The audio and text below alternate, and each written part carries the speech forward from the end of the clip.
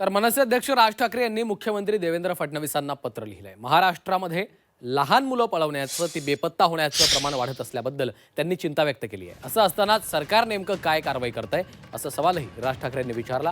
सोबतच भीक मागणाऱ्या मुलांची डीएनए टेस्ट करण्याची मागणी देखील राज ठाकरे यांनी केलेली आहे। राज ठाकरे यांच्या पत्रामध्ये काय आहे पाहूया। अत्यंत महत्त्वाच्या आणि गंभीर विषयाकडे तुमचं लक्ष वेधून घेण्यासाठी हे लिहित आहे। महाराष्ट्रात लहान मुलं पळवण्याचं ती बेपत्ता होण्याचं प्रमाण वाढत आहे। एनसीआरबीच्या आकडेवारीनुसार जरी गेलं तरी हे प्रमाण 2021 ते 2024 या काळात जवळपास 30% वाढलंय। लहान मुलांना पळवून नंतर त्यांना कामाला जुंपणाऱ्या, त्यांना भीक मागायला लावणाऱ्या आंतरराज्य टोळ्या तयार झाल्यात आणि या टोळ्या सर्रास लहान मुलं पळवतायत आणि यावर सरकार नक्की काय कारवाई करत आहे हेच समजत नाहीये।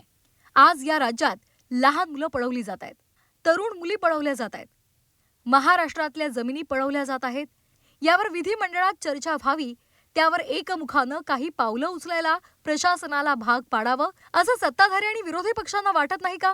हिवाळी अधिवेशन म्हणजे सरकारच्या चुकलेल्या अंदाजपत्रकाला ठिगळ लावण्यासाठी पुरवणी मागण्या मंजूर करून घेण्याची सोय इतकंच प्रयोजन आहे का? अधिवेशनात अनेकदा उत्तरं द्यायला मंत्री सभागृहात नाही अशी परिस्थिती आहे। त्यामुळे लहान मुलं असोत की गायब होणाऱ्या मुली अशा विषयांवर विधिमंडळात चर्चा होईल अशी अपेक्षा करणं पण अवाजवी वाटेल अशी परिस्थिती आहे।